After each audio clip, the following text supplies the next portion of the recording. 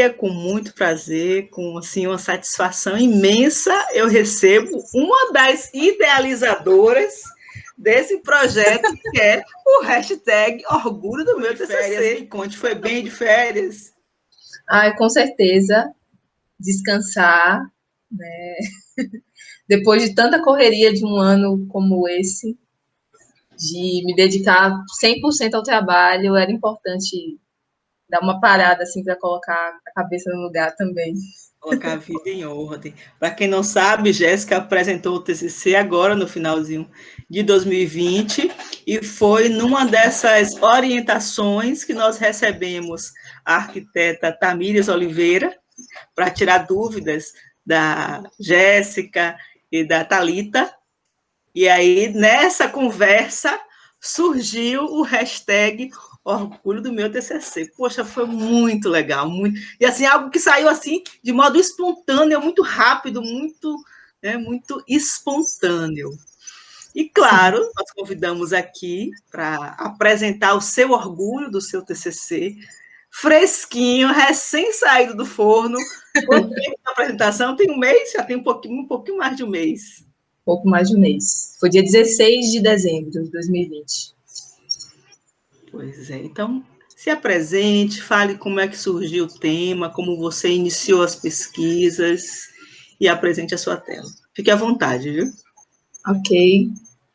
Ai, que coisa boa poder estar aqui, como Liz falou, assim, a gente entende como é valioso, assim, a nossa experiência, como é valiosa a nossa experiência também para poder ajudar, né, outros alunos que estão nessa etapa tão importante do curso, que é o TCC, em especial a arquitetura, o trabalho final de graduação, que é algo que gera muita ansiedade para a gente desde muito antes desse ano começar, né?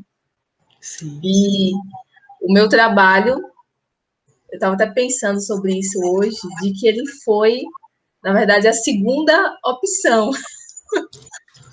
Sendo muito sincera, eu acho que Liz nem sabe disso, mas não era a minha intenção trabalhar inicialmente com a população em situação de rua. O título do meu trabalho é Centro de Acolhimento, reflexões sobre a invisibilidade da pessoa em situação de rua e do patrimônio construído em Salvador, onde eu falo sobre as dificuldades e necessidades da população em situação de rua, agregado também à questão do reuso do patrimônio. E essa era a minha segunda opção, na realidade. Eu sempre morei no subúrbio de Salvador, e depois de iniciar o curso de arquitetura, eu passei a enxergar a cidade com outros olhos, né? E, em especial, essa área da cidade, que é o subúrbio ferroviário, onde eu enxergava tantas carências, dificuldades, necessidades, e que eu sabia que o arquiteto ele poderia intervir, né, com o seu trabalho nessa região. E eu, então, estava pensando em trabalhar na requalificação de um conjunto habitacional aqui na região onde eu moro, uma obra que estava parada quando eu comecei, né, o TCC no início de 2020, há mais de 10 anos, uma obra parada, enquanto isso a gente tinha uma série de casas, de pessoas que viviam em más condições realmente de habitação, e a gente tinha um empreendimento imenso que estava paralisado há muito tempo e que podia contribuir muito realmente para o déficit de habitação na região. E aí, o que eu não imaginava é que as obras iriam retomar depois de 10 anos. Muita ingenuidade da minha parte, na verdade, porque era um ano eleitoral, né? Sim. Então, eu deveria ter imaginado que as obras iriam ser retomadas. E eu já estava, assim, iniciando o trabalho, realmente fazendo teste de habilidade e propósito, realmente reunindo o material sobre habitação social para fazer essa crítica do modelo produzido no país. E aí, quando eu vi essa notícia, que eu conversei com uma outra professora que seria minha orientadora, né, na época, ela falou, não, isso inviabiliza completamente o projeto que você está pensando. E eu tinha, tipo assim, 2 semanas para entregar os meus objetivos. E eu descobri que eu não tinha tema, então. E isso foi um pouco antes do período do carnaval. Eu cheguei a viajar, mas assim a cabeça não pensava, não parava de pensar, de produzir coisas que eu podia então trabalhar nesse projeto de TCC.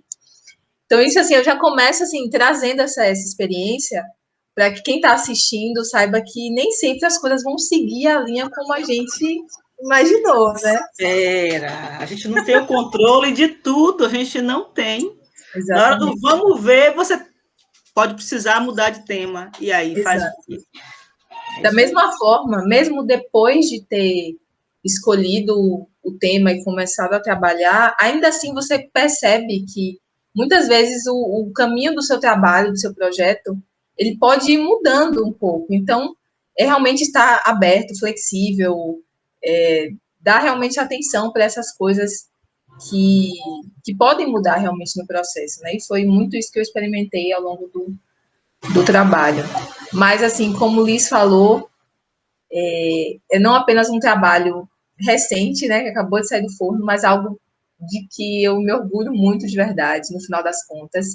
Eu vejo que essa dificuldade no início, na realidade, foi muito importante para que eu me voltasse os olhos para essa temática, que apesar de ser segunda opção, era uma coisa que eu já gostava muito, que eu já tinha uma certa vivência, que no final das contas, eu sempre que sentava para trabalhar, para pesquisar, que eu descobria algo diferente, que podia somar com a pesquisa, eu ficava assim, imensamente feliz, assim, de não ter dado certo a minha primeira opção, né? Sem dúvida, muito mais imponente a sua segunda opção, que na sua essência sempre foi a primeira, a gente sabe disso, para quem te conhece, acompanha a sua trajetória de vida, o seu coração sempre pulsou por esse tema. É verdade, só eu que não sabia, né?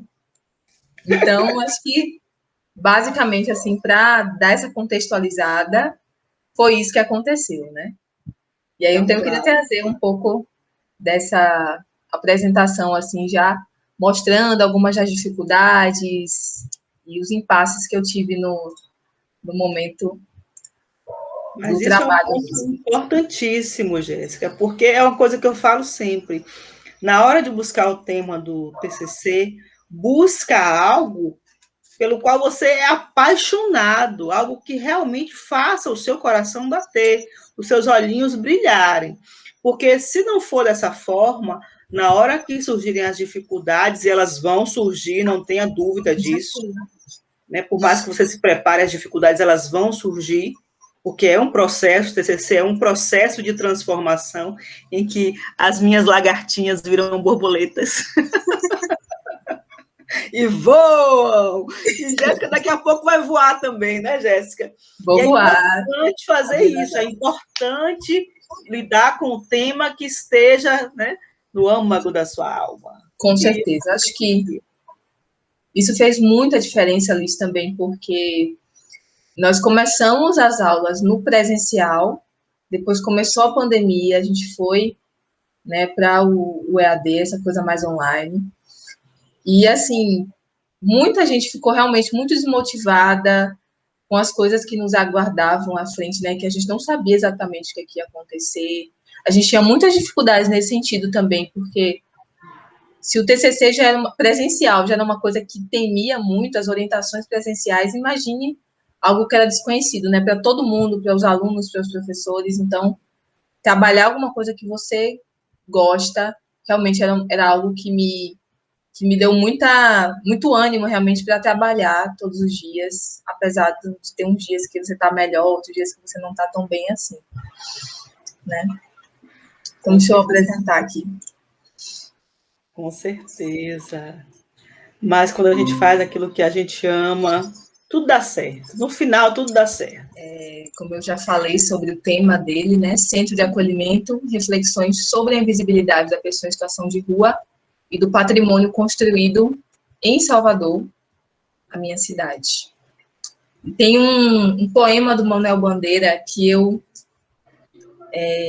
ouvi, na verdade, há bastante tempo, quando eu ainda fazia pré-vestibular. Você vê que é uma coisa que a gente acumula, na verdade, né? Desde o pré-vestibular, né? Eu tinha ouvido esse poema e realmente mexeu muito comigo e tinha muito a ver com aquilo que eu estava propondo, né? E o poema, que se chama O Bicho, ele é assim: vi ontem um bicho na imundície do pátio, catando comida entre os detritos. Quando achava alguma coisa, não examinava nem cheirava, engolia com voracidade. O bicho não era um cão, não era um gato, não era um rato. O bicho, meu Deus, era um homem. Ele traz essa crítica social, isso da década de 40, mas eu trago esse poema para mostrar como ele é atual. Muito atual, muito atual. E muito forte também, né? Muito forte. Sim. Eu posso ouvir 1000 vezes, eu fico toda arrepiada. Sim. Ele é realmente muito forte. E aí, os dados, né, do Brasil e de Salvador mesmo mostram isso, como Manuel Bandeira estava certo, né, ao tratar de algo tão sensível nos seus poemas, nos seus textos. A gente tem uma dificuldade imensa de contabilizar, de caracterizar esse público, e apesar da Política Nacional para a População em Situação de Rua ter sido implementada em 2009, a gente vê que o tempo médio de permanência das pessoas nas ruas tem aumentado cada vez mais, né? E enquanto isso se multiplicam os vazios construídos e o descaso com o patrimônio, eu faço essa conexão em todo o projeto, né? Eu falei dessa dificuldade no começo, de chegar até esse tema, mas duas coisas foram importantes para que eu fosse até esse assunto. A primeira delas foi a vivência no centro histórico. O nosso curso, ele tem uma abrangência muito bacana, assim, e uma intenção de colocar os alunos para a rua, realmente, para o centro histórico, para bater perna, como a gente diz aqui, né? Para viver a cidade. Então, eu experimentei muito disso no Centro Histórico de Salvador. E uma segunda coisa é que, desde 2017, mais ou menos, eu tenho uma experiência, acumulei uma experiência de voluntariado na Cristolândia, que é uma organização que trabalha com a população em situação de rua. Depois de ter definido, né, então, o público-alvo, a região, na verdade, a cidade, né, a região ainda não tinha muito ainda em mente quando eu comecei a trabalhar com a temática. Eu fui para os objetivos, né? O primeiro deles, o objetivo geral, era de elaborar um projeto de restauro, já fazendo um recorte, né, no centro antigo de Salvador, no edifício, com vistas ao acolhimento de pessoas em situação de rua, que dialogue com o entorno, com as especificidades locais e do seu público-alvo. E os objetivos específicos eram de pesquisar e caracterizar as pessoas em situação de rua, compreender as principais características do Centro Antigo de Salvador, investigar as potencialidades envolvidas no reuso do patrimônio nessa região e viabilizar a oferta de atendimento social, individual e coletivo, propondo espaços convidativos à permanência que ofereçam condições de habitabilidade, segurança, acessibilidade e adequadas às condições de conforto térmico e acústico. Eu falei, né, que eu não tinha ainda esse recorte de onde eu faria o projeto no início, logo quando eu comecei a trabalhar o tema, porque isso foi uma coisa que eu construí a partir da pesquisa, né, que foi construída a partir da pesquisa. Quando você começa a pesquisar essa questão histórica da população em situação de rua, você percebe que, historicamente, eles utilizam, né, as regiões mais centrais das cidades para sobrevivência, né? E essa era uma informação que eu não tinha, por exemplo, quando eu comecei a pensar em trabalhar com a população em situação de rua. E a importância de você pesquisar textos, de você ir para esse contexto histórico, né? De você conhecer mais essa parte teórica, né? Que às vezes para a gente está bem familiarizado com o projeto pode ser um tanto quanto chato. Eu sempre vejo as pessoas dizendo isso, né? Que a primeira parte foi penosa, a primeira parte do TCC de arquitetura foi penosa, porque envolvia muita leitura, envolvia muita pesquisa, mas é uma parte que é importantíssima para a gente compor todo esse material, né, que vai servir de base para tudo que vai ser projetado depois. Então, depois de ter conhecimento sobre esse dado, essa informação histórica, é que eu entendi, então, que o Centro Antigo de Salvador era o melhor local, realmente, para trabalhar com essa temática. E aí, a metodologia, a primeira delas, de pesquisa bibliográfica e documental, visita e pesquisa direcionada à unidade de atendimento, fazendo estudo aplicado às áreas de implantação também, o mapeamento de danos da edificação que eu estava trabalhando, e, por último, o desenvolvimento do projeto arquitetônico. É importante nessa parte aqui também frisar algumas coisas. Primeiro que eu pensei em fazer visitas a todos os locais de atendimento que eu tivesse conhecimento aqui em Salvador, e isso não pôde acontecer por conta da pandemia, né? Então, aquelas que eu não consegui visitar, eu fiz uma pesquisa direcionada, trouxe isso no meu dossiê em forma de tabela, correlacionando os serviços que eram ofertados. Então, novamente, essa questão dos imprevistos que podem acontecer ao longo do processo.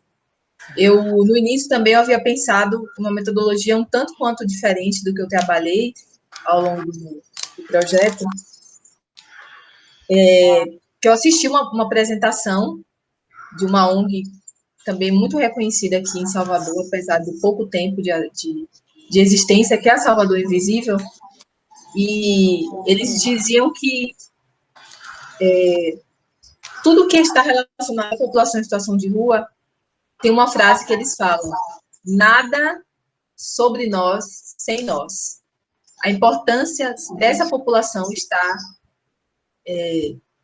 ligada, realmente está participando de tudo aquilo que diz respeito a eles, né? Então, eu tinha pensado uma metodologia que envolvesse esse espaço realmente da Cristolândia que eu tinha conversado com os coordenadores, para que eu usasse esse espaço para entrar em contato com as pessoas, para que eles mesmos me indicassem onde eram os locais que eles costumavam se higienizar, onde eles costumavam dormir, se alimentar, e tudo isso precisou ser modificado. Eu acredito que essa máxima de nada sobre nós sem nós vale para todo o projeto que a gente vai fazer enquanto arquiteto. Isso é importante ressaltar, porque a gente precisa projetar para o outro, né? Para quem é que vai utilizar aquele espaço, não simplesmente aquilo que passa pela nossa cabeça. Mas isso é tão importante quando a gente fala para a população em situação de rua, que a gente praticamente não tem material e pesquisa, nada disponível com relação a esse público. Então, o que torna isso muito mais agravante, né? A gente tem um agravante ainda maior por conta disso. Então, foi uma coisa que eu precisei adequar e ler mais sobre tudo que tinha disponível nesse sentido, para não projetar algo que fosse completamente desconectado da realidade da minha cidade, principalmente, né? E aí, para isso, eu precisei, então, chegar a alguns conceitos da qual eu ia direcionar a minha pesquisa. E os conceitos utilizados no meu trabalho foram exclusão social, pessoa em situação de rua, assistência social e restauro. Uma outra dica importante que eu dou é de a gente ter esse tema central, né? E você fazer um mapa mental, correlacionando imagens, frases, palavras que tenham relação direta com esse tema. Então, você vai fazendo o mapa mental, que te ajuda com certeza muito mais a chegar nesses conceitos que são principais, que são chaves, para ser mais efetivo nesse referencial teórico. Isso é importante porque você pode acabar perdendo tempo em conceitos que não são tão importantes assim e centrais para o seu trabalho, né? Mas quando você se propõe a fazer esse estudo mais detalhado, mais sensível, assim, e extrair alguns desses conceitos, você vai muito mais focado, direcionado naquilo que é interessante, né, de se pesquisar sobre o assunto. E foi exatamente isso que eu fiz para poder chegar nesses 4 conceitos. Lista aí? Tô sim, tô aqui. Assim. E aí, a gente não pode fugir, né, de pesquisar sobre legislações que sejam específicas ao nosso tema, à nossa temática. Então, além da Constituição de 88, eu trago a Lei Orgânica de Assistência Social, as diretrizes de política urbana, que é o nosso Estatuto da Cidade, a Política Nacional para a População em Situação de Rua, que foi um decreto de 2009 muito importante para a minha pesquisa, e o Código de Obras de Salvador, que foi importante no projeto no processo de projetar, realmente, né? Mais uma vez, assim, o arquiteto tendo que dominar outras coisas das quais a gente não está tão acostumado, né? Muitas vezes, de checar a legislação de outras áreas, inclusive. A gente está muito focado, de fato, em entender da política urbana, em checar o Código de Obras, o PDDU, mas, por exemplo, a Lei de Assistência Social, né, que os assistentes sociais, eles têm praticamente de cor, é o seu livro de cabeceira, eu precisei dar atenção, me debruçar sobre isso.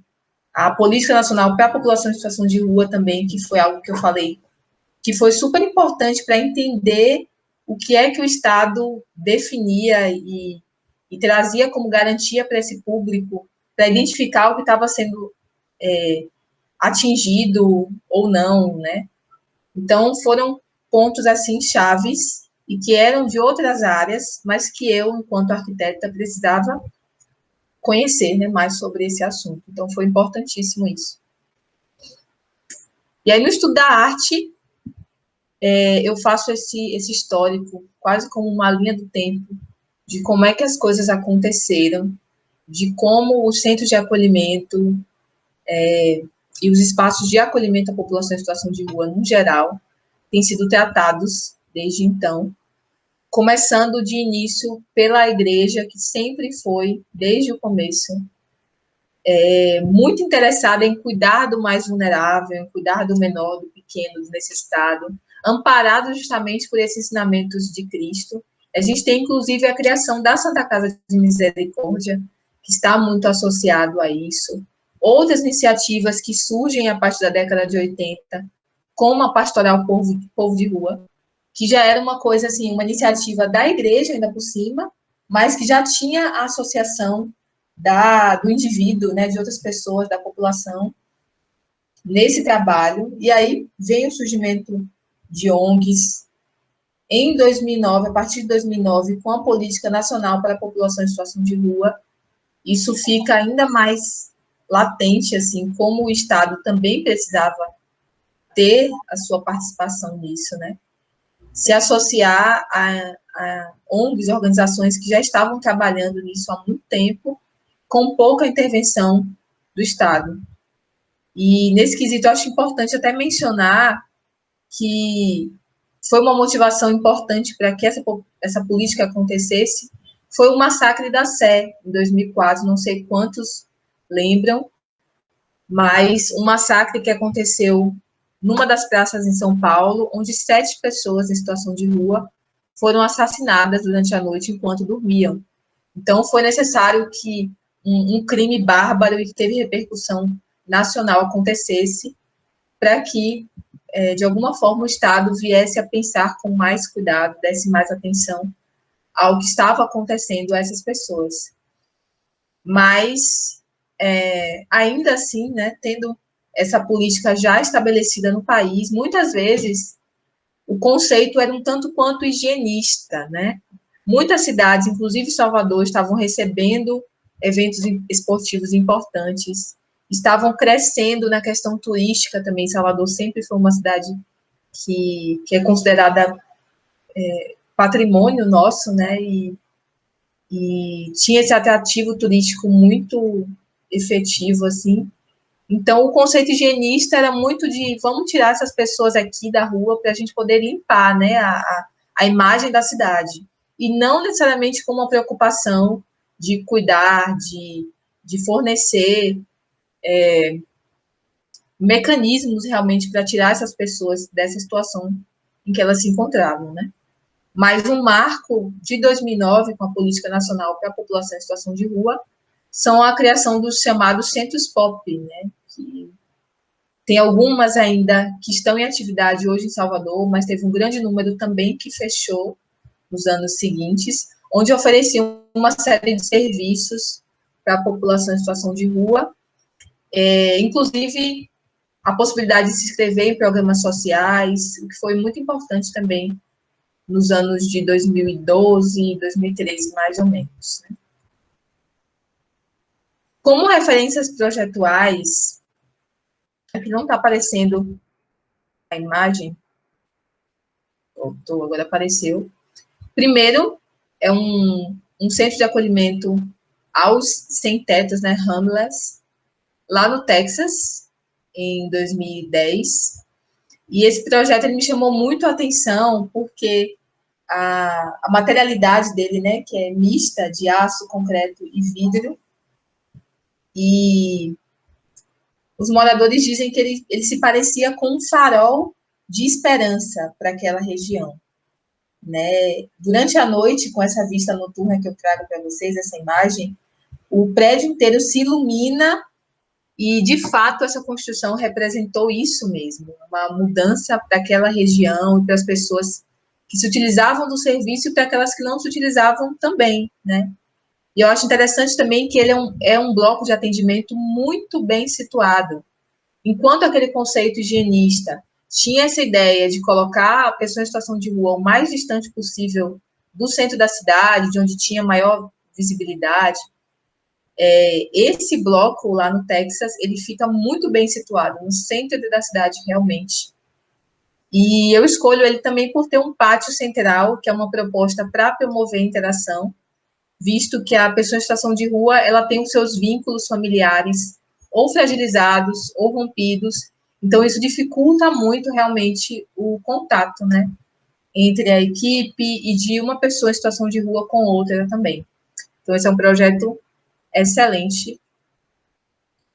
E um segundo deles, agora no Brasil, em São Uma ideia Paulo. linda, né, Jéssica? Sim, Uma ideia excelente. linda, essa ideia de farol de esperança. Sim. É uma ideia belíssima, um conceito belíssimo. E realmente, né, imagine para quem está na situação de rua, à noite, desabrigado, ver esse farol iluminado, Com deve certeza. trazer, assim, um sentimento de muito de acolhimento. Sim.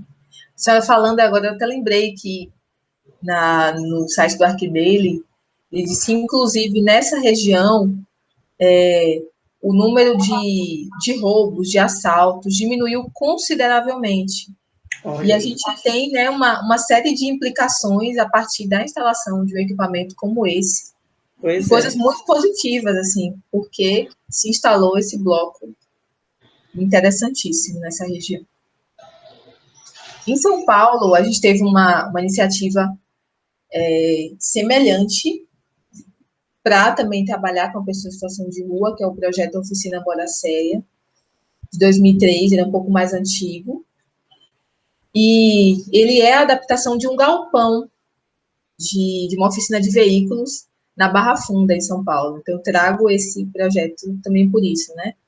A gente tem Salvador, uma cidade que já está bastante adensada, né? E utilizar, então, o patrimônio que já está construído é uma iniciativa, assim, muito atual, que com certeza vai se tornar cada vez mais comum nos próximos anos, né?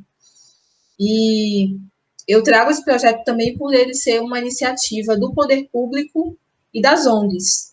Quando eu trouxe lá esse histórico, né, de como aconteceu a política nacional para a população em situação de rua, a gente vê que tinha sempre ou as ONGs ou a igreja trabalhando e pouca intervenção do Estado. Então, esse projeto ele veio para somar forças. O Estado sabia que a igreja e que as ONGs já trabalhavam com esse público há muito tempo, então, por que não somar forças? Por que não unir, né, o que os dois tinham de melhor, as contribuições que eles podiam dar para fazer esse projeto dar certo?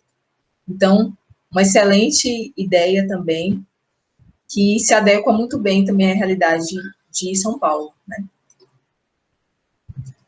E aí, no conceito de projeto, eu trago trecho primeiro da banda Baiana System, uma música de 2017 chamada Invisível. E o trecho que mais me chama a atenção é: você já passou por mim e nem olhou para mim. Acha que eu não chamo atenção, engana o seu coração.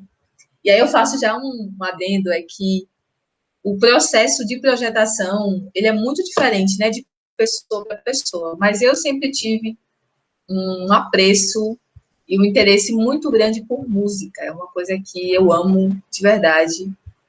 Passo o dia inteiro ouvindo música, e a arquitetura se soma, né, a essa outra paixão também, são artes. E eu lembro que, meado do ano passado, quando eu estava finalizando a parte escrita para realmente começar a meter a mão na massa, eu abri uma caixinha no Instagram. Vamos usar as ferramentas, né, que a gente tem à nossa disposição. Eu abri uma caixinha no Instagram pedindo que as pessoas me sugerissem músicas sobre pobreza.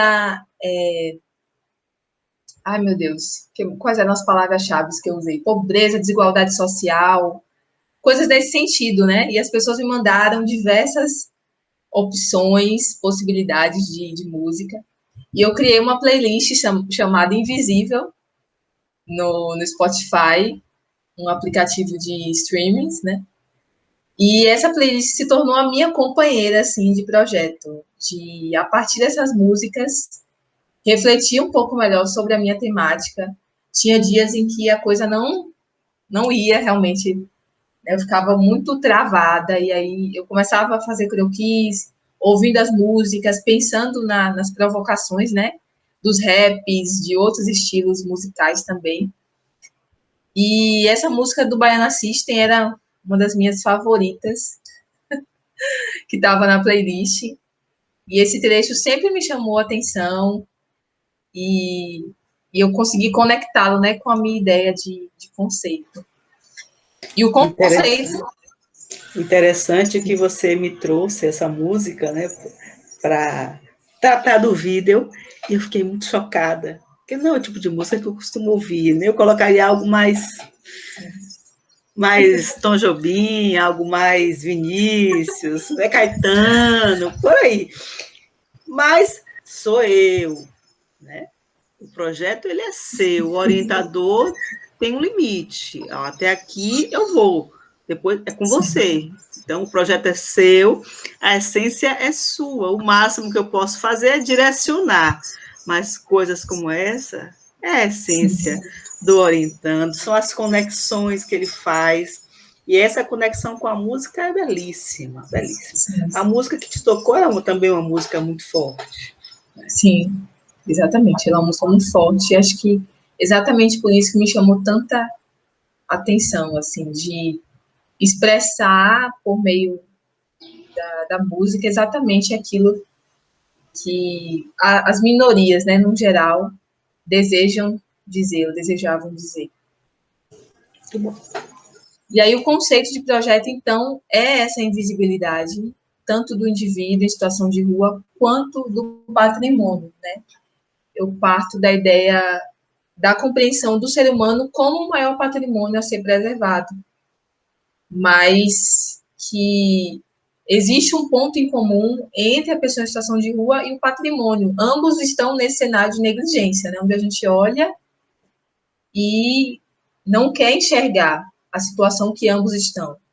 O indivíduo em situação de rua necessitando ser olhado com mais cuidado, ser enxergado as suas necessidades, as suas dificuldades, e o patrimônio construído da mesma forma, mesmo em cidades como Salvador, onde eu fico muito feliz, né, de que de alguns anos para cá a gente esteja sendo mais estimulado a viver o nosso centro histórico, a viver o patrimônio, né, professora?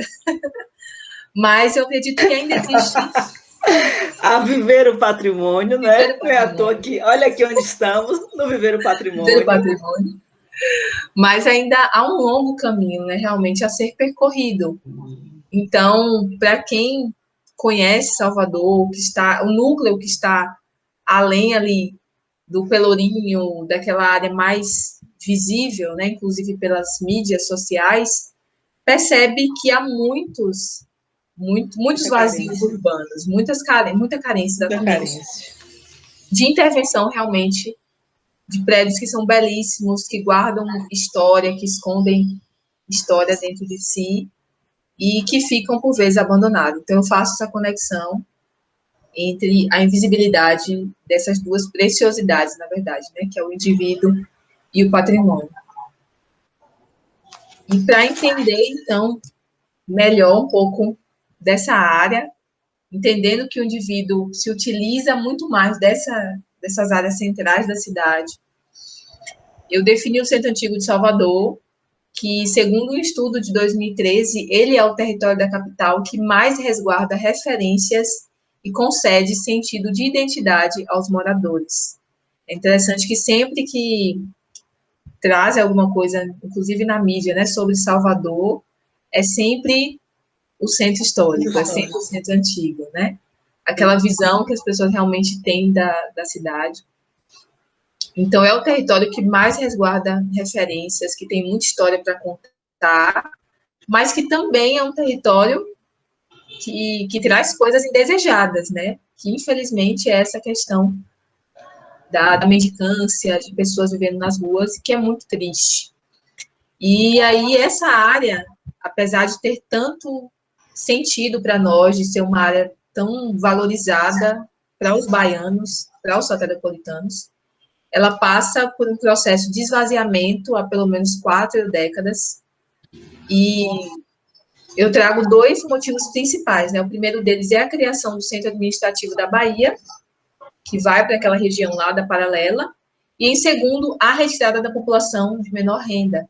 Então, começa a acontecer o decréscimo da população do Centro Antigo de Salvador, e que acaba esvaziando e tirando, inclusive, muitos investimentos que poderiam ser feitos para aquela área acabam não sendo por conta disso, né?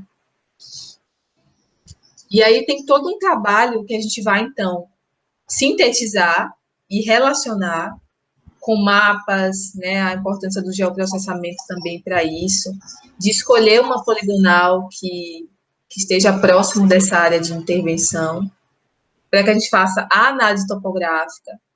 E aqui fica muito visível a chamada falha geológica de Salvador, né, a cidade baixa e a cidade alta, que é importantíssimo para a gente entender essa área, com destaque também para a Baía de Todos os Santos, que é importantíssima para a gente também. Outras coisas importantes que eu precisava entender era sintetizar informações do PDDU de Salvador, do plano diretor, como, por exemplo, o zoneamento e o macrozoneamento. Entender que essa era uma área, uma zona de centralidade metropolitana, ou seja, que é uma área que tem equipamentos de importância, que ela é bem estruturada, e quais eram as diretrizes para essa área foram importantes também para que eu tivesse certeza de que o uso que eu estava propondo era importante, né? Era o correto, era o recomendado.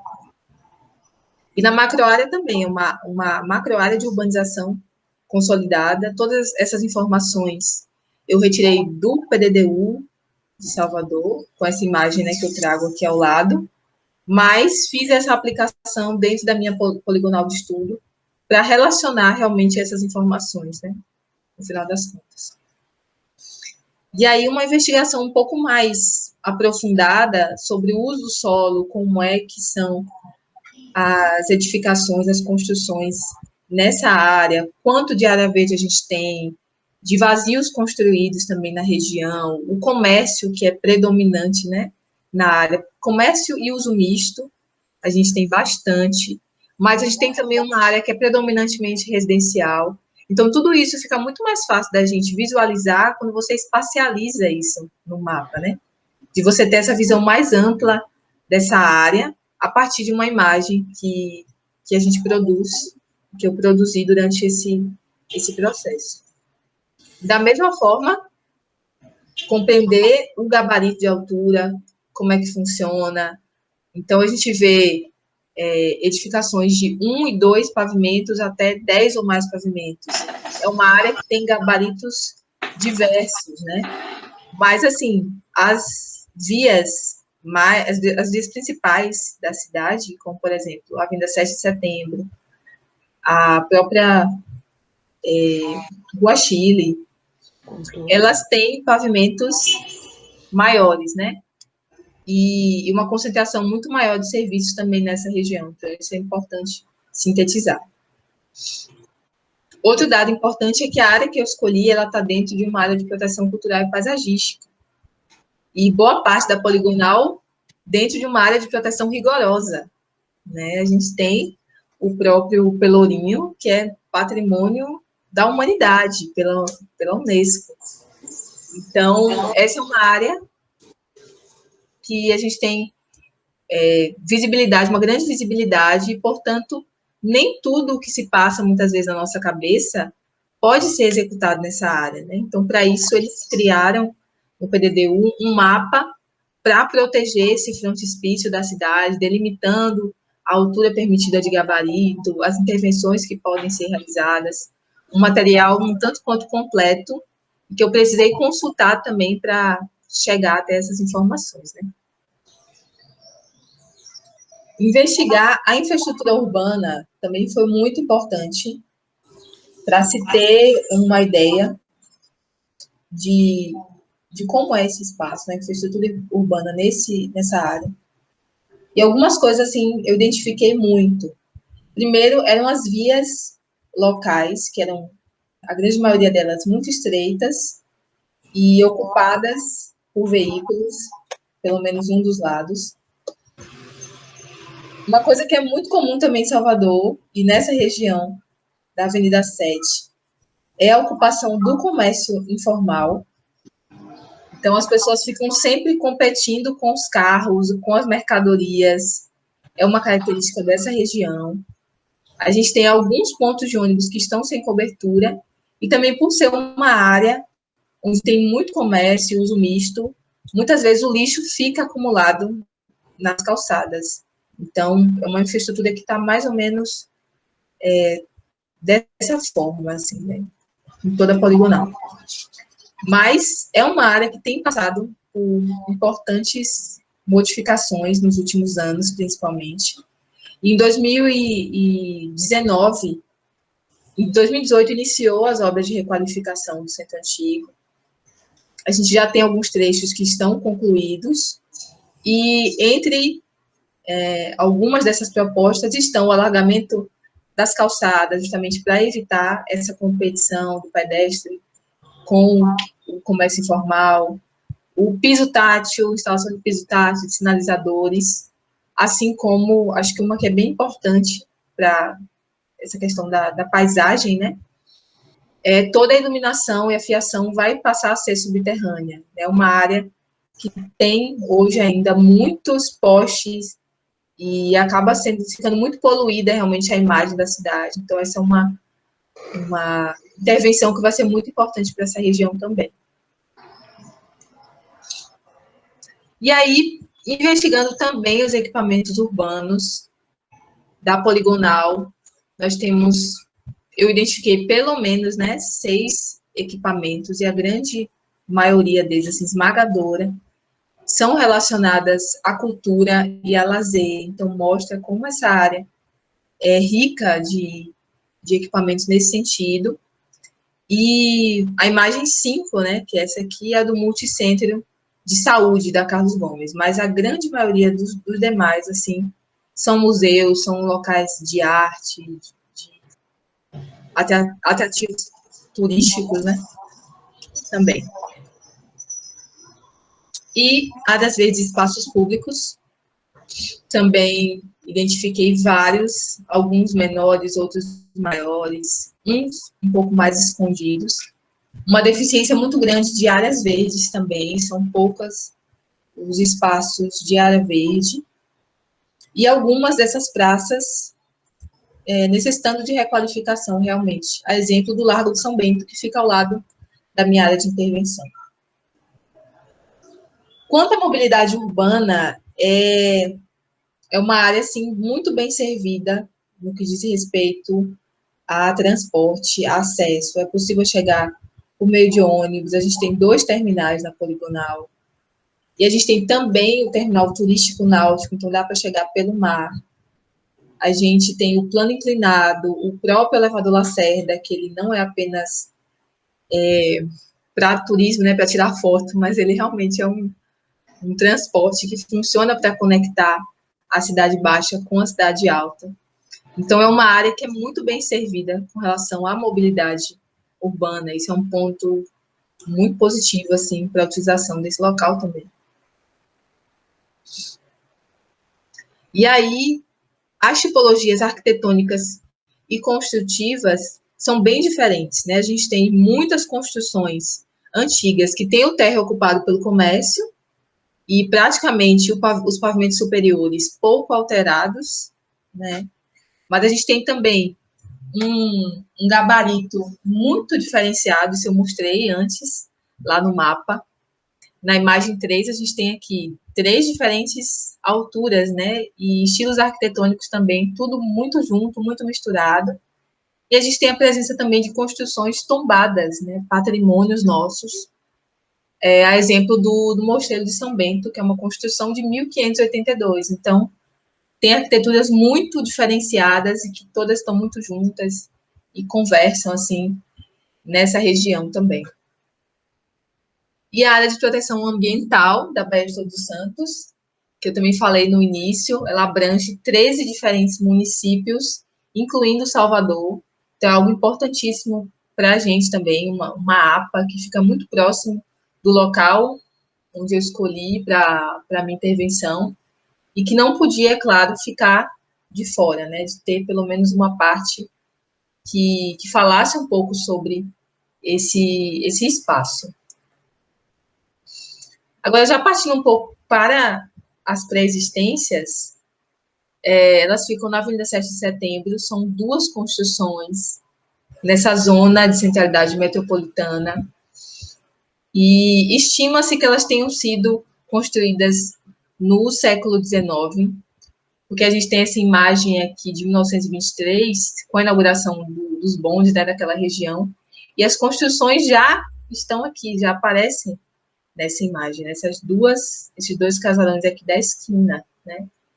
Mas aí, um grande processo vai para o Instituto Esperanto, de volta a ser devolvido pelo Estado, passa a se tornar parte do Instituto Geológico da Bahia. Então, tudo isso acaba ocasionando o seu abandono, né? Durante muito tempo, as construções foram ocupadas por diversos usos diferentes, mas desde 2005 ele está sob gestão da SUPAT, né, que é a Superintendência do Patrimônio, sobre controle do Estado, da Bahia, do governo do Estado, e estão abandonadas, né? E eles ficam próximos à região do Largo de São Bento, foi escolhida também por conta disso, né? As pessoas em situação de rua escolhem as praças, são os seus locais favoritos para dormir, para descansar. Então, um fato importante sobre essas pré-existências é que elas estão próximo de uma praça que fica perto de uma igreja, onde também as pessoas em situação de rua costumam estar mais próximo por conta da mendicância e da beneficência dos fiéis.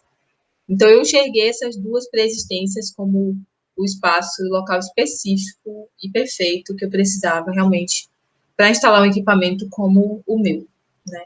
E isso foi uma coisa um tanto quanto difícil de chegar a esse local, porque pesquisando os vazios construídos que eu tinha, né, nessa região, a grande maioria deles se tinha pouquíssimo conhecimento, pouquíssimas informações sobre ele. Não se tinha também cadastro, então, em alguns casos, né, vai ser necessário ir lá, medir tudo. É claro que nas visitas, eu tirando as fotos, foi muito importante para poder identificar alguns elementos, para depois produzir o 3D, inclusive. Então, coisas nesse sentido, assim, que são dificuldades que a gente pode encontrar, né, nesse processo.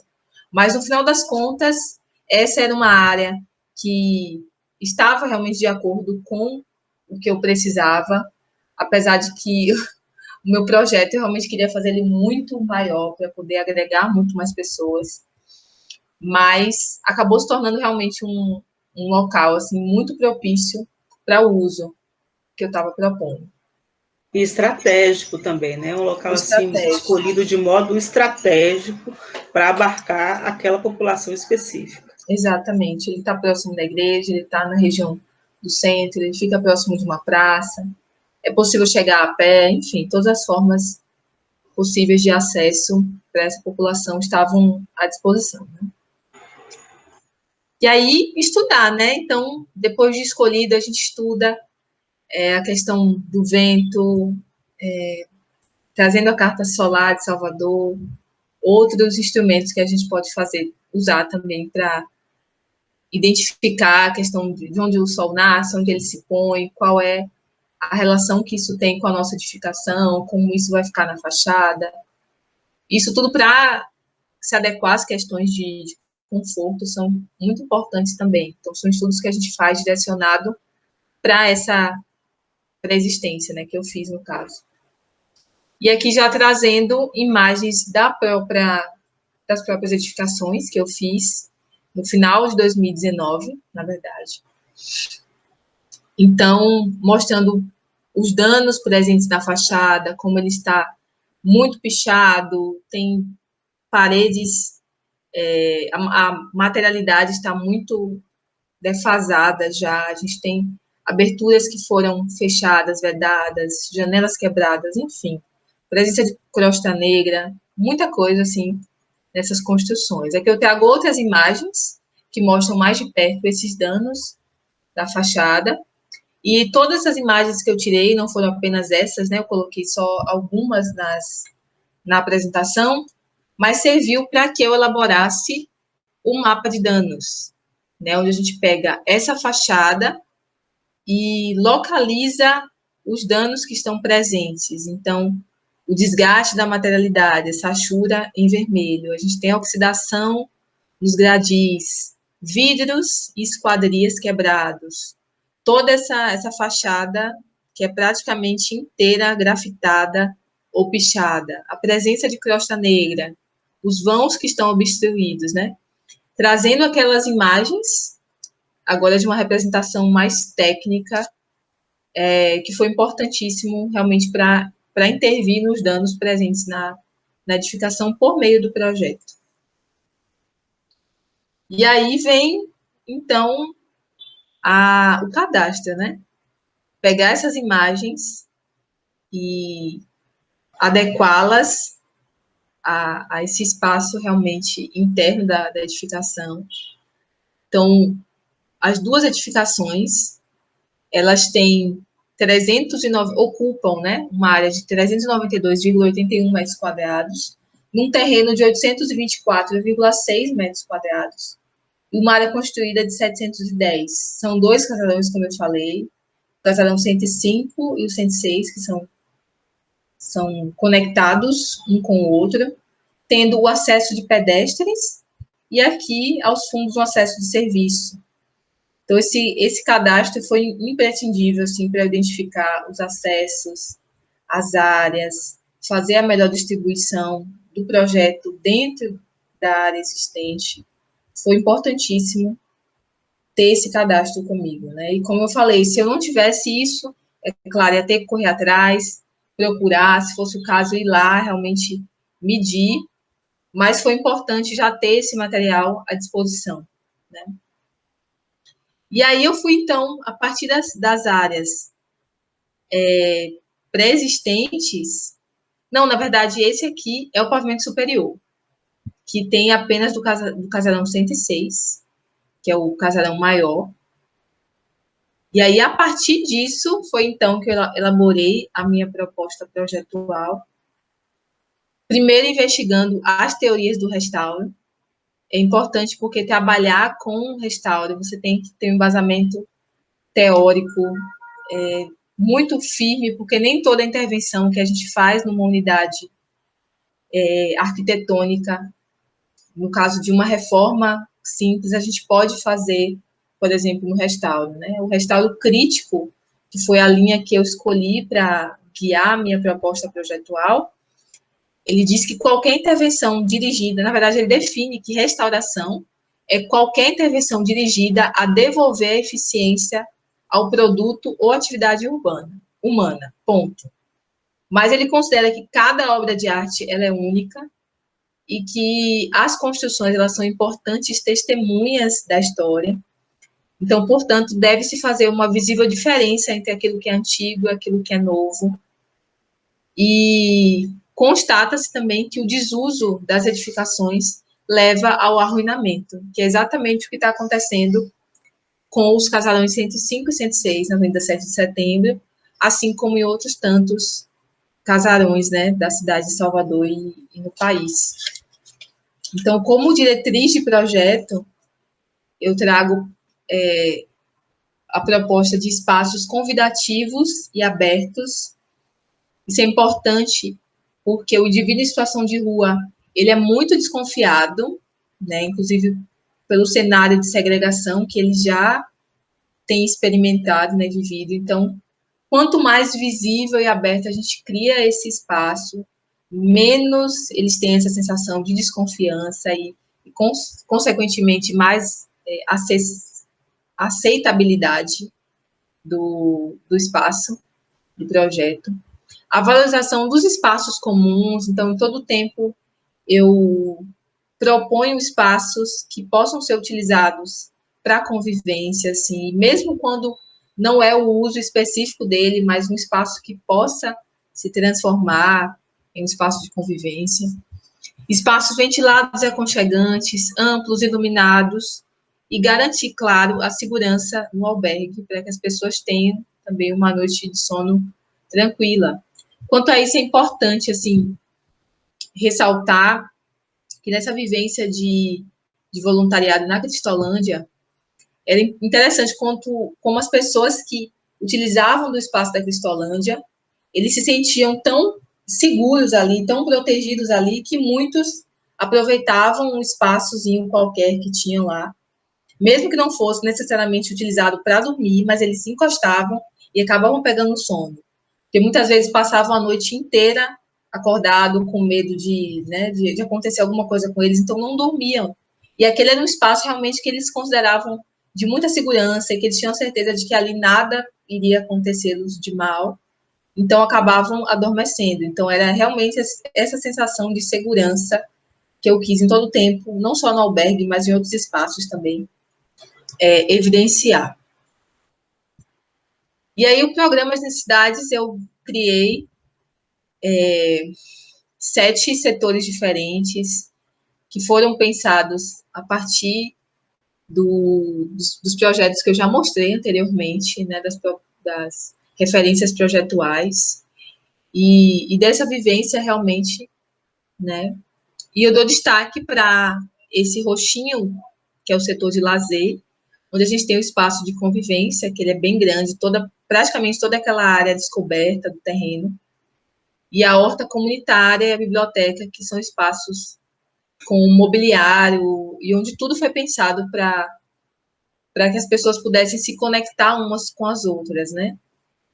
E o albergue também, destaque para ele, assim como assistência social e capacitação, onde se tem uma sala multiuso, ao invés de segregar salinhas menores e segregar os serviços, eu optei por fazer uma sala única, onde o mobiliário versátil pudesse, então, permitir o uso por diversos públicos, né, diferentes também.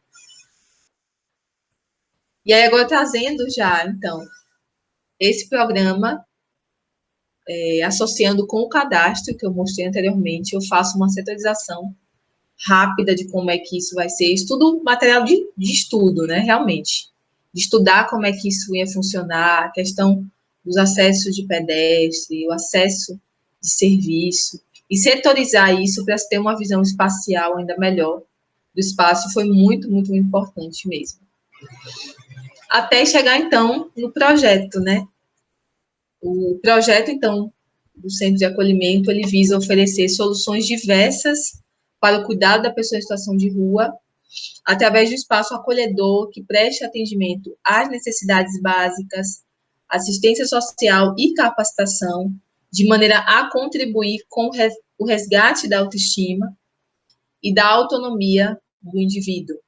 Então, novamente, não é um espaço que foi pensado apenas para distribuir um alimento. Não que isso não seja importante, é sim, mas o objetivo era também de contribuir com a autonomia desse indivíduo, por meio de setores como a capacitação, como eu falei, né, e o resgate da estima, através também dessas relações entre uma pessoa em situação de rua e outra, e também com toda a equipe de suporte, que, através das pesquisas, né, eu identifiquei que eram coisas importantíssimas nisso.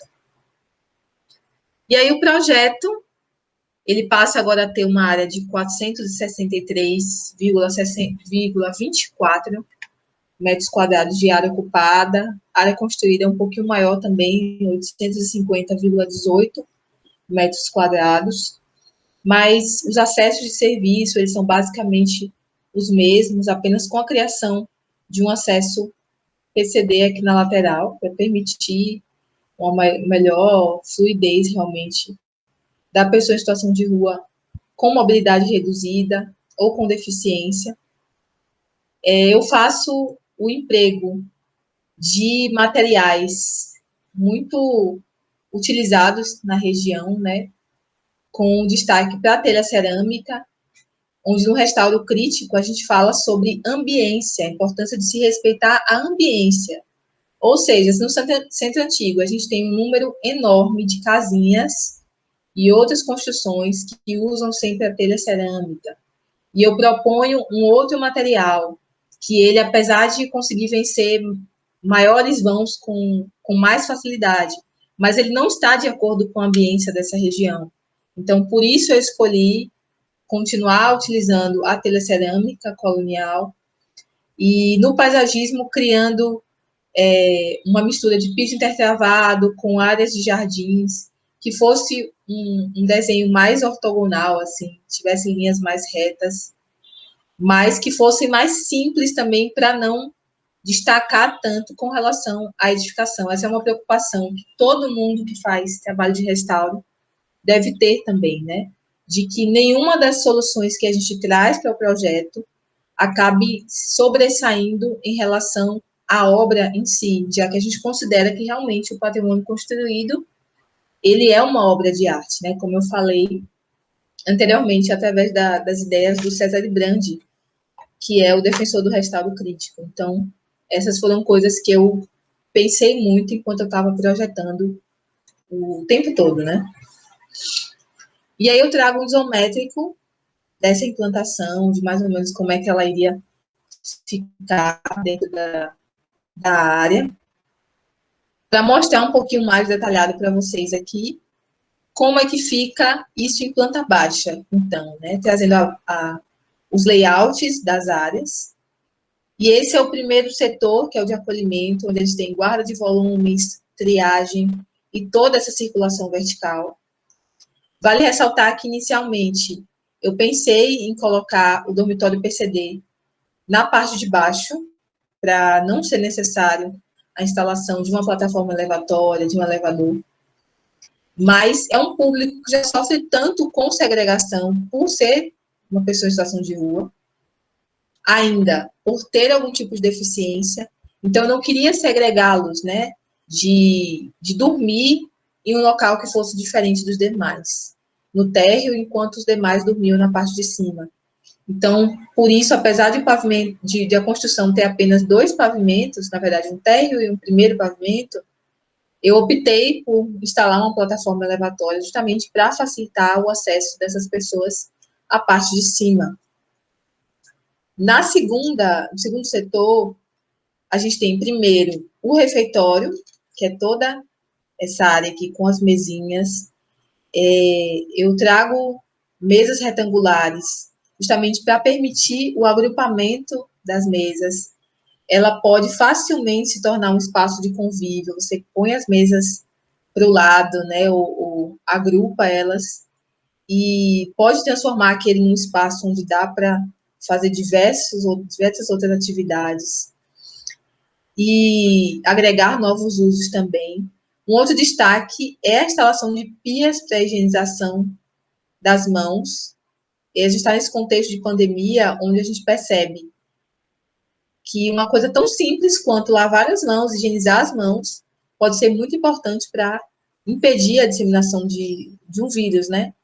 E por se tratar também de um espaço de alimentação, foi muito importante utilizar, então, essas pias para higienização logo na entrada. Assim que a pessoa sai da recepção, para que ela tenha acesso ao espaço de refeitório, ela já lava logo as mãos ali e pode, então, receber a sua alimentação, seu prato com a sua refeição. Aqui, na cozinha, ela foi instalada aí porque ela tem uma interligação rápida com a área de serviço, com acesso de serviço. Ela respeitou também todas as informações da Anvisa. Eles têm um catálogo bem extenso para espaços de produção de alimentos. Então, pias específicas para lavagem das mãos, vestiário, nutricionista, uma sala para nutricionista, foram todas coisas que eu respeitei, apesar de ter uma área menor, né, de pouco mais de 70 metros quadrados. Além disso, nesse setor de serviço, a gente tem aqui no final um espaço para lixo seco, que fica também pertinho do espaço de serviço, e aqui uma guarda de carrinhos de reciclagem.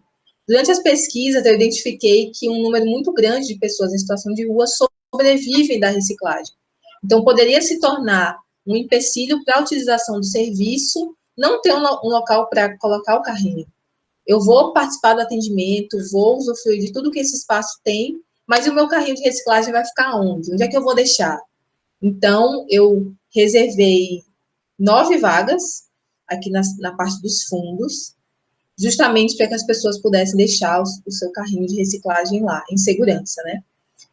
E na área de higiene, no setor de higiene, além dos sanitários, com seus respectivos PCDs, feminino e masculino, tudo de acordo com o Código de Obras, que foi uma coisa que eu precisei consultar muito também.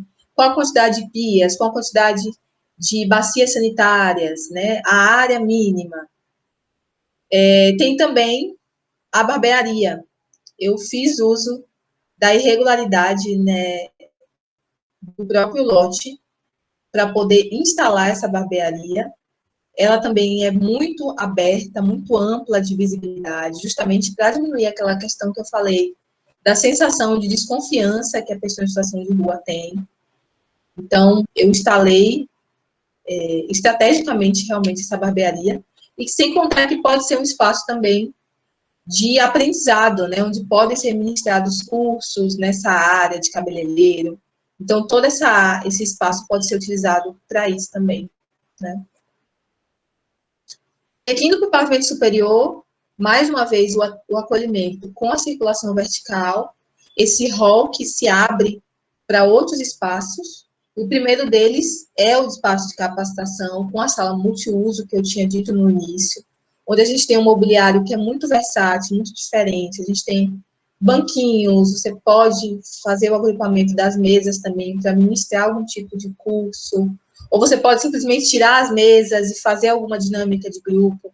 Então, um espaço e um espaço multiuso que tem esse mobiliário muito versátil, é uma tendência também dos nossos dias, assim como algumas mesas aqui para inclusão digital, né, com computadores, acesso aos computadores.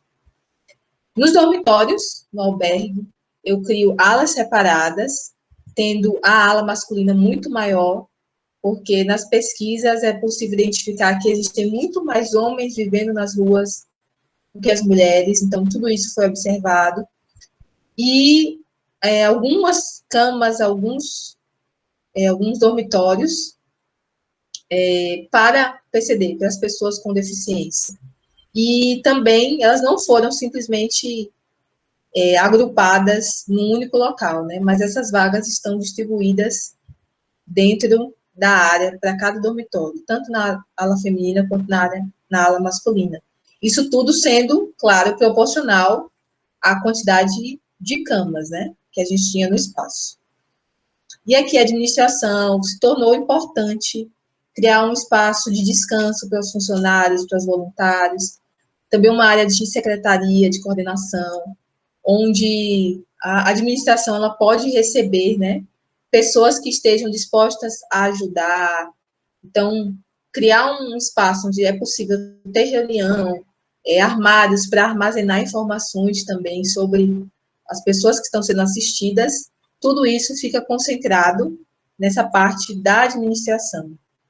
E os sanitários também, que eles basicamente são iguais aos do pavimento térreo, estão, inclusive, acima deles, justamente para facilitar essa questão da hidráulica, né, e reduzir os custos com tubulação, por exemplo.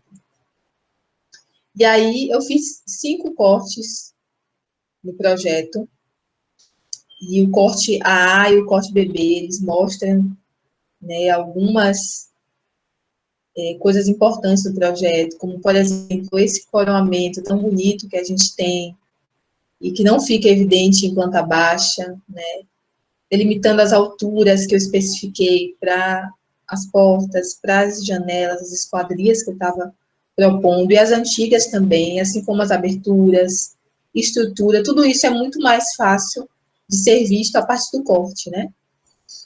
Aqui outros 3 cortes também.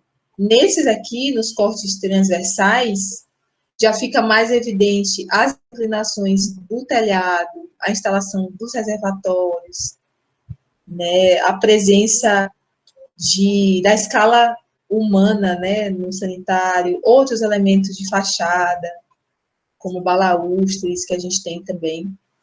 São coisas interessantes e que eu busquei ser bem estratégica na escolha dos cortes também, para poder mostrar várias coisas diferentes, né. E aqui já as fachadas, com a intervenção que eu trago, que é o meu painel invisível, mas que eu vou tratar um pouquinho mais de atenção depois. E aí as janelas, as esquadrias na parte de cima, na parte de baixo, o espaço aqui no final para o lixo, assim como os acessos, né, de serviço e o acesso de pedestres na fachada principal. É importante, eu trago essa imagem aqui, para falar sobre a volumetria da edificação, que ela praticamente não foi alterada. Isso é importante também quando se trabalha com restauro, porque, e principalmente numa área dessa, né, que é uma área de proteção rigorosa, onde a gente tem restrições nesse sentido. Então, toda a intervenção que eu fiz na fachada respeitou a volumetria da edificação, né? Tudo que ela já tinha de volume, base, corpo e coroamento foi respeitado, somente agregando as aberturas que eram necessárias, por exemplo, para ventilar os sanitários, onde não se tinha sanitários, essa parte dos fundos. Então, foram adaptações que eu fiz, mas sempre preservando a volumetria da edificação.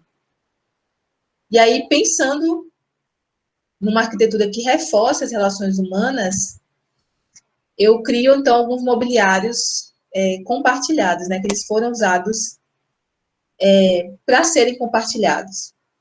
E aí, o primeiro deles, esse mobiliário de horta, que é uma associação de caixotes, que visa também estimular essa coisa da reciclagem, do reaproveitamento de materiais.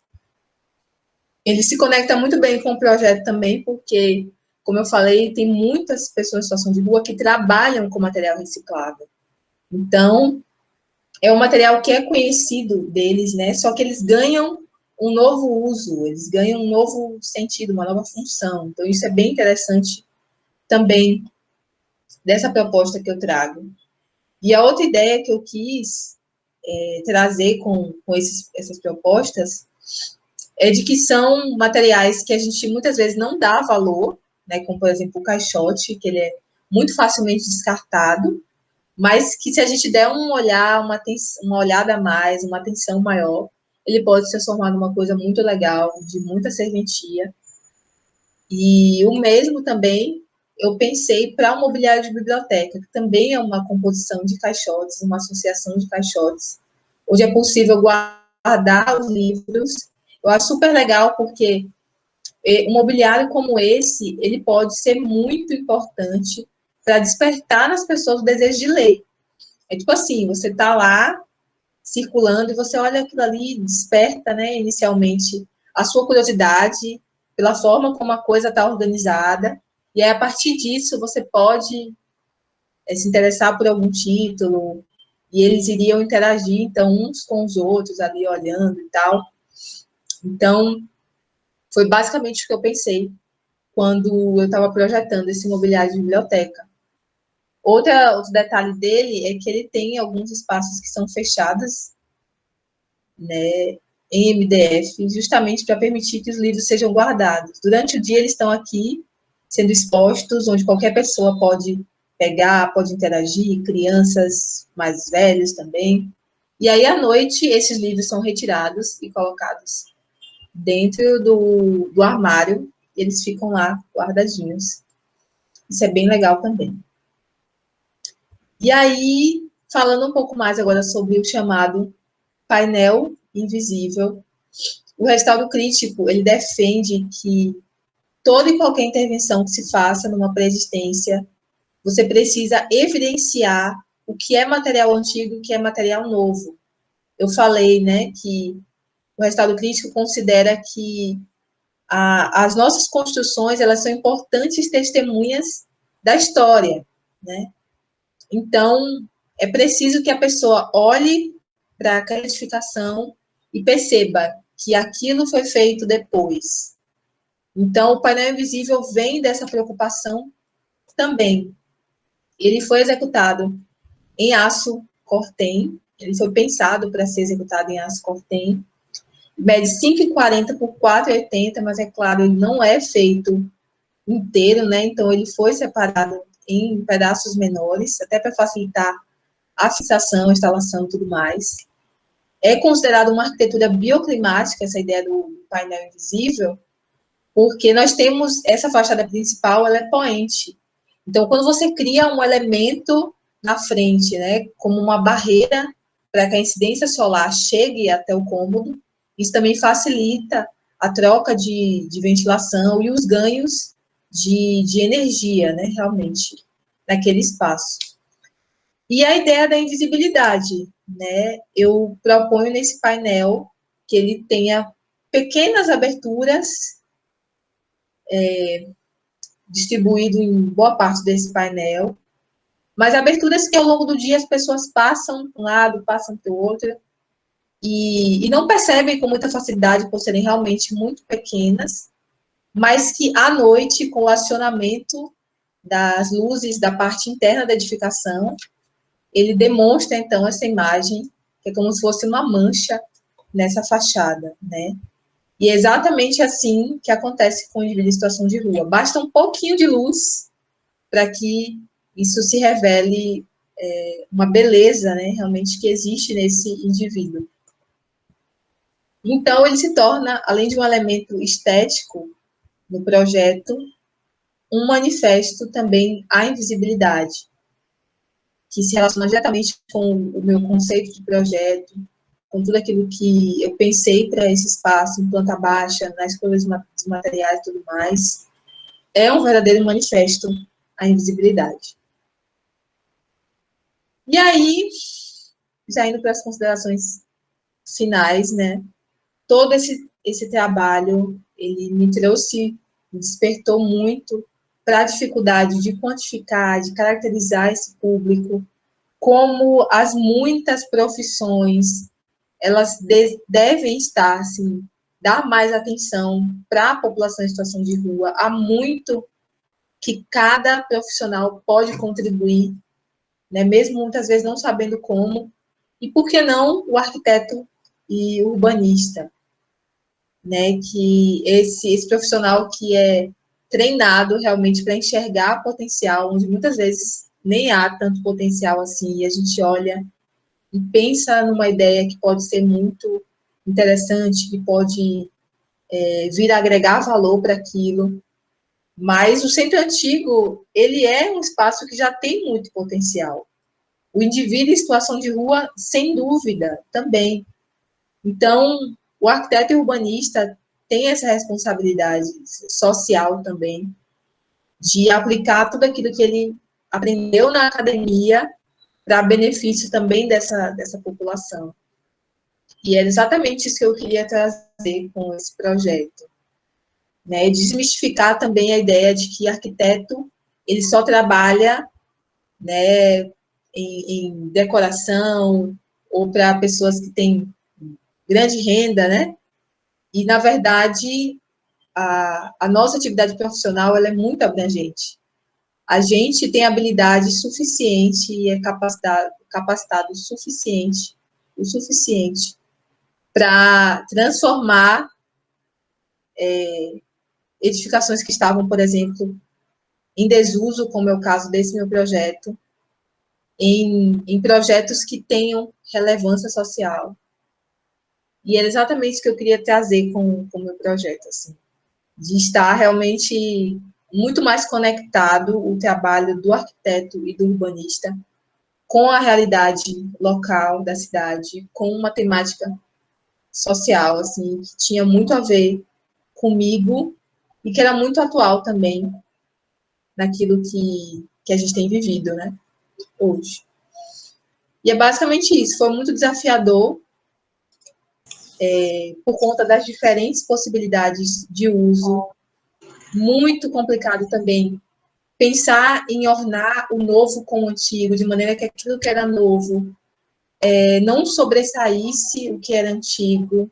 Então, no emprego dos materiais também, todas as propostas. E difícil também porque era uma área de proteção rigorosa, então eu precisava o tempo todo estar de acordo com as diretrizes daquela área, para não desrespeitar de maneira alguma e realmente propor algo que possa ser executado, algo que é execuível, né? Não é porque foi um trabalho final de graduação que eu não precisasse pensar em questão de índices, de construção, né? Então, coisas que eu precisava o tempo todo consultar a legislação para poder, então, chegar a um denominador que fosse comum entre as muitas coisas de recomendações sobre o restauro e da própria legislação também. Então, no final das contas, apesar de ter sido um trabalho trabalhoso, né? Mas é algo que realmente me enche muita alegria olhar para essa trajetória, assim. Esse tempo em que eu estive debruçada sobre esse projeto, e eu falo dele para todo mundo, assim, com muita alegria de poder ter realizado algo que eu não apenas gostei do produto final, mas que eu enxergo que tem muita potencialidade de ser construído, de ter outros projetos que sigam essa mesma linha em Salvador ou fora de Salvador, e ter podido deixar, então, a minha contribuição, né, desde a academia, para como arquiteto e urbanista ele pode ser importante nas questões relacionadas à cidade e questões sociais também. Exatamente, muito bem. E não só, né, na arquitetura, você chegou nos detalhes da estrutura, né, até no detalhe da maçaneta que vai fechar a porta, né, da biblioteca que você criou. Então, todos os detalhes foram pensados assim de modo muito minucioso, muito criterioso, todos dentro desse conceito.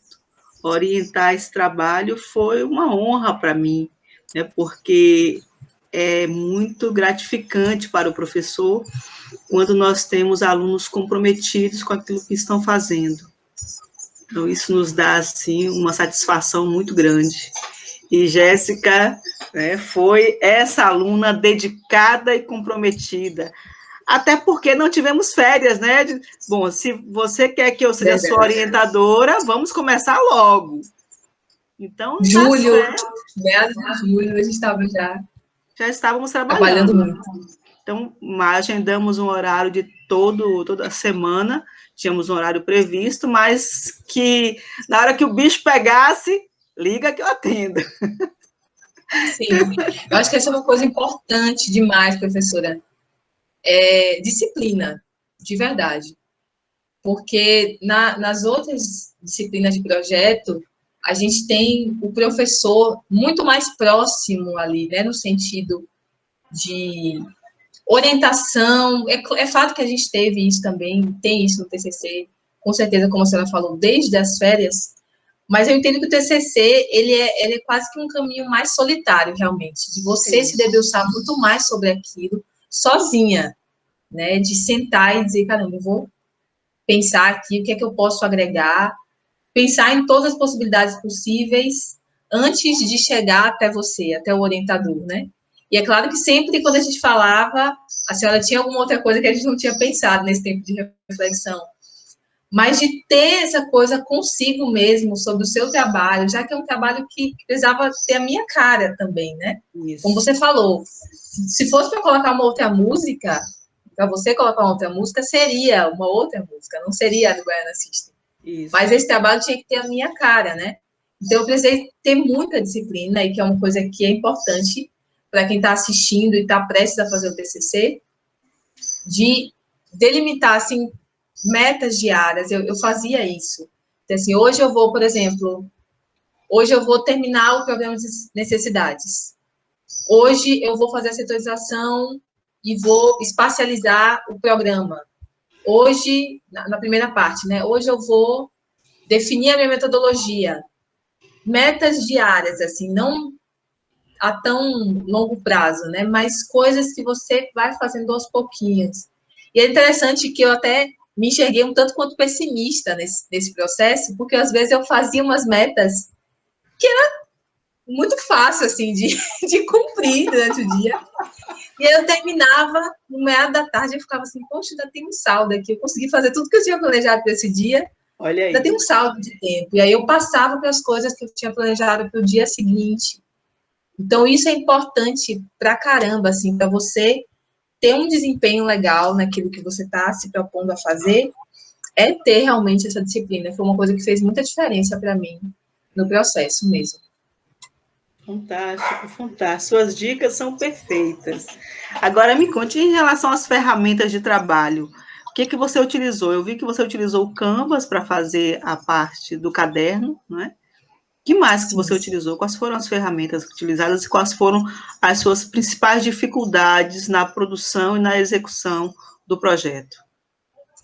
Sim, eu utilizei AutoCAD e SketchUp. O AutoCAD eu sempre tive muita aproximação com a ferramenta CAD, porque eu já trabalhava com AutoCAD antes de entrar para a faculdade, né? Então, eu sempre gostei muito mais, inclusive, mesmo depois de conhecer o SketchUp, de ter algumas facilidades, assim, de projetar o 3D, de enxergar de maneira mais espacial. Eu sempre gostei muito de trabalhar com CAD. Eu me desenvolvia muito mais rapidamente. E a dificuldade é fato, né? A gente tem essa coisa de você fazer no 2D e depois você vai para o 3D ter que modificar tudo aquilo que você fez em planta baixa, por exemplo, né? Então, eu estava muito aflita, às vezes, quando eu fazia alguma coisa no 2D, aí eu mostrava para a senhora, como orientadora, e aí a gente precisava fazer algumas alterações, aí tinha que alterar no corte, tinha que alterar tudo que eu tinha feito. É um retrabalho muito grande. É um retrabalho, acaba sendo um retrabalho muito grande, com certeza. E assim, mas as demais dificuldades, acho que foram mais com relação ao computador, que nem sempre ajudava muito.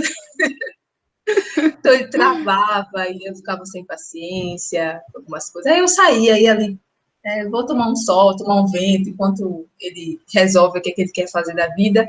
Depois eu retornava. Então, exigiu bastante paciência, isso também. É um processo e tanto. O TCC é um processo e tanto. Um processo de fechamento de um ciclo. E agora você está, como eu disse, né, saindo do casulo para bater asas, para voar pela vida. O aprendizado ele não se encerra dentro da academia. O aprendizado é durante a vida inteira. Então, se especialize, tome cursos, crie asas, voe e aprenda cada vez mais. O arquiteto, ele, à medida que ele aprende, quanto mais ele aprende, mais ele cresce, mais possibilidades tem de projeto, né, de projetar. Você não quer mostrar o seu vídeo, não? Agora, não pode ser com música. Não, vamos lá. Porque quando a gente coloca com música, o YouTube ele corta por conta da autoria. Sim. Do direito de autoria. Mas você pode apresentar o vídeo e ir falando sobre ele. Certo. Ok? Você mesmo que fez o vídeo? Foi eu mesmo que fiz. Também tive que me virar na questão da edição, né? Olha. Coisas que a gente vai aprendendo também. O vídeo eu fiz. 7. Avenida 7. Da Avenida 7, mostrando a fachada principal. As construções que estão ao redor, né? Toda essa lateral da edificação, como é que vai ficar com as aberturas. A bendita árvore. Isso, essa árvore que em toda a vista ela sempre aparecia. Escondendo a fachada. Exato. Vai derrubar a árvore, nem pensar. Nem pensar. O estudo de ensolejamento, mostrando o painel visível iluminado à noite, como é que ele ficaria.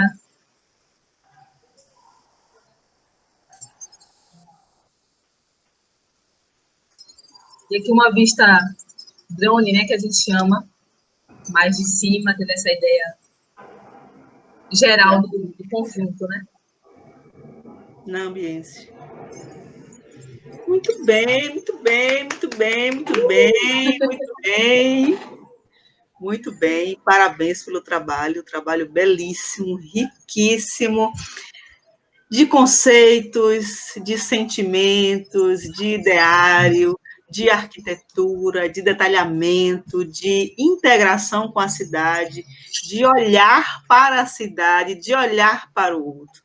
Eu lembro da dificuldade que você teve em conectar o conceito, mas estava tão claro, o patrimônio é invisível, assim como a pessoa em situação de rua. E aí, depois de alguns áudios que eu mandei para você, você conseguiu fazer essa conexão, porque é também a essência do viver o patrimônio. Quando, na época de mestrado, quando eu estava fazendo as pesquisas, eu me identifiquei muito com esse processo das pessoas em situação de rua, dos enjeitados. Você falou da Santa Casa de Misericórdia, a roda dos expostos também era ali. Então, essa questão dos enjeitados sempre esteve muito presente no Centro Histórico de Salvador. Então, como cuidar dos enjeitados, a gente vê isso na Santa Casa de Misericórdia desde 1500 e pouquinho. Então, é algo que vem acontecendo sempre. Então, cuidar do patrimônio histórico é também cuidar da pessoa humana, dos enjeitados, dos jovens em situação de risco, né, das pessoas em situação de rua, daqueles que sofrem com preconceito, com falta de dinheiro, com falta de alimentação. Então, é olhar para a cidade com esse olhar crítico, mas também de compaixão, né? De olhar para o outro. A máxima que Jesus nos ensinou, né? Amar ao próximo como a si mesmo. Então, esse olhar dentro da arquitetura não é piegas, é real, é uma necessidade. O arquiteto, ele deve olhar para todas as faces da cidade, todas as faces. E quando ele se identifica com alguma, claro, pode transformar essa face em um trabalho de TCC, que foi o que você fez de modo muito, muito belíssimo, muito, muito sutil. Aparentemente é um trabalho pequeno, mas é de uma grandeza absurda, uma qualidade de pesquisa, de atenção aos detalhes. Eu acredito, né, no seu sucesso, Vou te ver aí ao longo da vida, vou observar você aqui de cantinho, né? Porque os professores, eles passam pelas vidas dos alunos, mas a gente sempre fica de longe observando eles crescerem. Mas conte comigo sempre, quando tiver qualquer aperto, meu orientando, meus alunos são meus alunos para a vida inteira, né? É uma família que eu construo, né, todos os dias, e que eu dou suporte sempre, viu? Conte comigo sempre que você precisar. Eu acredito no seu sucesso, acredito no futuro, acredito na esperança de que dias melhores virão. Sim. E essa pandemia daqui a pouco vai acabar e a gente vai poder se abraçar. Eu vou lhe dar um belo abraço de parabéns pelo seu trabalho, parabéns pela formatura, pela colação que aconteceu ontem. Muito obrigada por me dar essa honra de fazer parte desse momento tão especial que foi o seu trabalho, viu? Muito obrigada, Jéssica.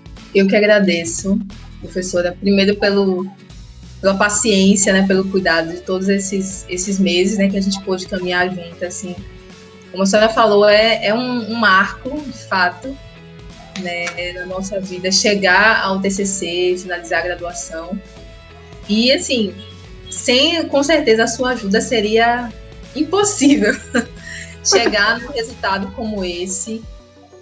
E eu agradeço demais, agradeço o convite também de estar aqui, falando um pouco sobre o meu projeto, ter a oportunidade também de, com esse conteúdo, ajudar outros alunos. Eu tenho certeza que vai ser muito útil, assim. Se não tudo o que eu disse, mas alguma coisa, pelo menos, vocês vão poder agregar de informação, de valor. E é isso, muito obrigado mesmo. Esse vídeo vai ficar na íntegra disponível no canal do YouTube, no nosso VoP-Digital, mas eu vou fazer pequenos trechos para a chamada lá no Instagram, tá? Muito bom. Do VoP-Digital. E nos encontramos no sábado, dia 20/2, não é isso? Dia 20 de fevereiro. Hashtag, como é? Coloca aí, hashtag. Orgulho do meu TCC. Beijo. Deus te abençoe imensamente. Muito sucesso para você. E mande notícias. Tá certo? Obrigada. Nos vemos sábado. Se Deus quiser. Tchauzinho. Obrigada.